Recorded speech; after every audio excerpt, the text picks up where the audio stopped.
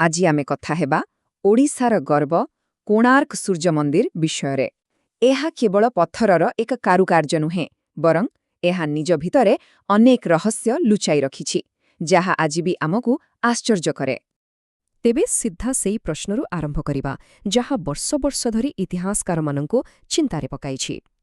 ଏତେ ସୁନ୍ଦର, ଏତେ ବିଶାଳ ଏକ ମନ୍ଦିରକୁ ହଠାତ୍ ପୂରାପୂରି ବାଲିରେ ଭର୍ତ୍ତି କରି ସବୁଦିନ ପାଇଁ ବନ୍ଦ କରିଦେବାର କ'ଣ ଆବଶ୍ୟକତା ଥିଲା? କଥାଟା ହେଉଛି 1903 ମସିହାର। ସେତେବେଳେ ବ୍ରିଟିଶ ସରକାର ଏକ ଆଶ୍ଚର୍ଯ୍ୟଜନକ ନିଷ୍ପତ୍ତି ନେଲେ। ମନ୍ଦିରର ମୁଖ୍ୟ ସଭାଗୃହ, ଯାହାକୁ ଆମେ ଜଗମୋହନ ବୋଲି ଜାଣୁ, ତାକୁ ଚାରିପଟୁ ପଥର ଦେଇ ବନ୍ଦ କରି ଭିତରଟାକୁ ସମ୍ପୂର୍ଣ୍ଣ ବାଲିରେ ଭରିଦେବାକୁ ଆଦେଶ ଦିଆଗଲା। ଆଉ ଏହି ଗୋଟିଏ ନିଷ୍ପତ୍ତି ମନ୍ଦିରର ସବୁଠୁ ବଡ଼ ରହସ୍ୟକୁ ପାଖାପାଖି 100 ବର୍ଷ ପାଇଁ ବନ୍ଦ କରିଦେଲା। ତ ଏଇଠୁ ଆରମ୍ଭ ହେଉଛି ଦୁଇଟା ବଡ଼ ରହସ୍ୟ। ପ୍ରଥମତଃ, ଏହାକୁ କାହିଁକି ବନ୍ଦ କରାଗଲା, ଆଉ ଦ୍ୱିତୀୟରେ, ୟୁରୋପୀୟ ନାବିକମାନେ ଏହାକୁ ବ୍ଲାକ୍ ପାଗୋଡ଼ା ବା କଳା ପାଗୋଡ଼ା କାହିଁକି କହୁଥିଲେ? କ'ଣ ସତରେ ଏହି ମନ୍ଦିର ସମୁଦ୍ରରେ ଜାହାଜ ବୁଡ଼େଇ ଦେଉଥିଲା? ଏସବୁ ପ୍ରଶ୍ନର ଉତ୍ତର ପାଇବାକୁ ହେଲେ ଆମକୁ ଟିକେ ସମୟ ପଛକୁ ଯିବାକୁ ପଡ଼ିବ। ପାଖାପାଖି 800 ବର୍ଷ ପଛକୁ, ସେହି ତ୍ରୟୋଦଶ ଶତାବ୍ଦୀକୁ, ଯେତେବେଳେ ଏହି ମହାନ କୀର୍ତ୍ତିର ନିର୍ମାଣ ଆରମ୍ଭ ହୋଇଥିଲା।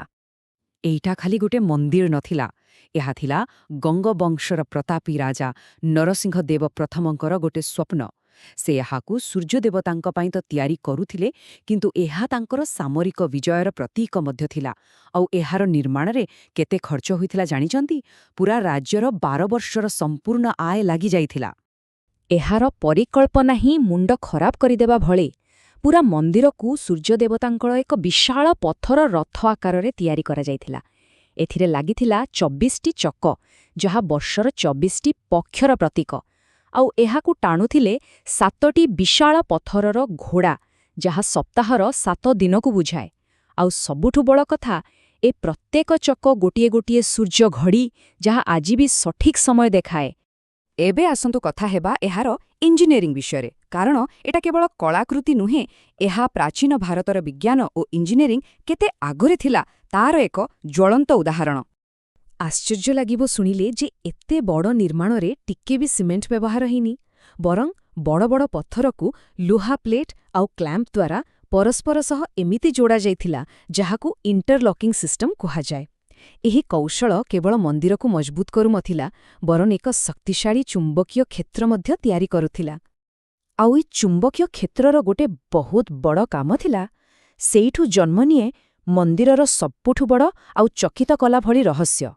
କୁହାଯାଏ, ମନ୍ଦିରର ମୁଖ୍ୟ ମୂର୍ତ୍ତି ଶୂନ୍ୟରେ ଭାସୁଥିଲା। ହଁ, ବିନା କୌଣସି ସାହାରାରେ। କିନ୍ତୁ କେମିତି? ଏହାର ଉତ୍ତର ଆଜିର ବିଜ୍ଞାନ ଦେଉଛି। ଏହାକୁ କୁହାଯାଏ ମ୍ୟାଗ୍ନେଟିକ୍ ଲେଭିଟେସନ୍ ବା ଚୁମ୍ବକୀୟ ଉତ୍ତୋଳନ। ଏଥିରେ ସଠିକ୍ ଭାବରେ ସଜା ହୋଇଥିବା ଚୁମ୍ବକର ଶକ୍ତି ମାଧ୍ୟାକର୍ଷଣ ଶକ୍ତିକୁ କାଟିଦିଏ, ଆଉ ବସ୍ତୁଟି ଶୂନ୍ୟରେ ଭାସିବାକୁ ଲାଗେ। ସେ ସମୟର କାରିଗରମାନେ ଏହାକୁ କେମିତି କରିଥିଲେ, ଚାଲନ୍ତୁ ଦେଖିବା। 3ଟା ଜିନିଷର ଏଥିରେ ମୁଖ୍ୟ ଭୂମିକା ଥିଲା। ପ୍ରଥମେ, ମନ୍ଦିରର ଶିଖରରେ ଥିବା ଏକ 52 ଟନ୍ର ବିଶାଳ ଚୁମ୍ବକ। ଦ୍ୱିତୀୟରେ, ମନ୍ଦିରର ତଳଭାଗରେ ଲାଗିଥିବା ଲୁହା ପ୍ଲେଟ୍। ଆଉ ତୃତୀୟରେ, ଏହି ଦୁଇଟି ମଝିରେ ଥିବା ଅଷ୍ଟଧାତୁରେ ତିଆରି ମୂର୍ତ୍ତି। ଏହି ତିନୋଟିର ଚୁମ୍ବକୀୟ ଶକ୍ତି ଏକ ସନ୍ତୁଳନ ତିଆରି କରୁଥିଲା, ଯାହା ମୂର୍ତ୍ତିକୁ ଶୂନ୍ୟରେ ଝୁଲାଇ ରଖୁଥିଲା। ଭାବିପାରୁଛନ୍ତି, ସେ ଯୁଗରେ ଏତେ ଆଡଭାନ୍ସ ଟେକ୍ନୋଲୋଜି? କିନ୍ତୁ ଏତେ ବଡ଼ ପ୍ରୋଜେକ୍ଟର ଶେଷ ମୁହୂର୍ତ୍ତରେ ଗୋଟେ ବଡ଼ ସମସ୍ୟା ଆସିଲା। 1200 କାରିଗର ମିଶି ବି ମନ୍ଦିରର ଶେଷ ପଥର, ମାନେ କଳସଟିକୁ ଠିକ୍ ଜାଗାରେ ବସାଇ ପାରିଲେ ନାହିଁ। ଏଥିରେ ରାଜା ଏତେ ରାଗିଗଲେ ଯେ ସେ ଘୋଷଣା କଲେ, ଯଦି ସକାଳ ସୁଦ୍ଧା କାମ ନ ସରେ, ତେବେ ସବୁ କାରିଗରଙ୍କୁ ମୃତ୍ୟୁଦଣ୍ଡ ଦିଆଯିବ। ଆଉ ଠିକ୍ ଏତିକିବେଳେ, ଯେତେବେଳେ ସବୁ ଆଶା ସରିଯାଇଥିଲା, ସେତେବେଳେ ଆଗକୁ ଆସିଲା ଜଣେ 12 ବର୍ଷର ବାଳକ ଧର୍ମପଦ। ସେ ଥିଲେ ମୁଖ୍ୟ ସ୍ଥାପତିଙ୍କ ପୁଅ। ଯେଉଁ ସମସ୍ୟାର ସମାଧାନ 1200 ମହାନ କାରିଗର କରିପାରୁନଥିଲେ, ତାକୁ ସେହି ଛୋଟ ପିଲାଟି ସମାଧାନ କରିଦେଲା। କିନ୍ତୁ କାହାଣୀର ଶୀର୍ଷ ଏତେ ସୁଖଦ ନଥିଲା। ଧର୍ମପଦ ଜାଣିଥିଲେ, ଯଦି ରାଜା ଜାଣିବେ ଯେ ଜଣେ 12 ବର୍ଷର ପିଲା ଏ କାମ କରିଛି, ତେବେ ବାକି 1200 କାରିଗରଙ୍କର ସମ୍ମାନ ରହିବନି। ତେଣୁ ସେମାନଙ୍କର ଆଉ ନିଜ ବାପାଙ୍କର ସମ୍ମାନ ରଖିବା ପାଇଁ ଧର୍ମପଦ ମନ୍ଦିର ଚୂଡ଼ାରୁ ସମୁଦ୍ରକୁ ଡେଇଁ ନିଜ ଜୀବନ ଦେଇଦେଲେ। ତାଙ୍କର ବଳିଦାନ ସମସ୍ତଙ୍କୁ ବଞ୍ଚାଇଦେଲା। ଏତେ ତ୍ୟାଗ, ଏତେ ପରିଶ୍ରମରେ ତିଆରି ହୋଇଥିବା ଏହି ମନ୍ଦିର ଶେଷରେ ଭାଙ୍ଗିରୁଜି ଗଲା କେମିତି? କ'ଣ ହେଲା ଏହାର ପତନର କାରଣ? ଏହା ପଛରେ ଇତିହାସକାରମାନେ ମୁଖ୍ୟତଃ ଦୁଇଟି କାରଣ ଦର୍ଶାନ୍ତି। ଗୋଟି ହେଲା ବାହ୍ୟ ଆକ୍ରମଣ ଆଉ ଅନ୍ୟଟି ସେଇ ଚୁମ୍ବକର କାହାଣୀ। ପ୍ରଥମେ ଆସିବା ଆକ୍ରମଣ କଥାକୁ। କୁହାଯାଏ 1568 ମସିହା ବେଳକୁ ବଙ୍ଗାଳର ଜେନେରାଲ କଳା ପାହାଡ଼ ଓଡ଼ିଶାର ଅନେକ ମନ୍ଦିର ସହ କୋଣାର୍କ ଉପରେ ବି ଭୀଷଣ ଆକ୍ରମଣ କରିଥିଲା। ବହୁତ କ୍ଷତି ହେଲା, ହେଲେ ମନ୍ଦିରର ଇଣ୍ଟରଲକିଂ ଗଠନ ଏତେ ମଜବୁତ ଥିଲା ଯେ ସେ ଏହାକୁ ପୂରାପୂରି ଭାଙ୍ଗି ପାରିନଥିଲା। ଏବେ ଆସନ୍ତୁ ସେ କଳା ପାଗଡ଼ାର ରହସ୍ୟକୁ ଫେରିବା।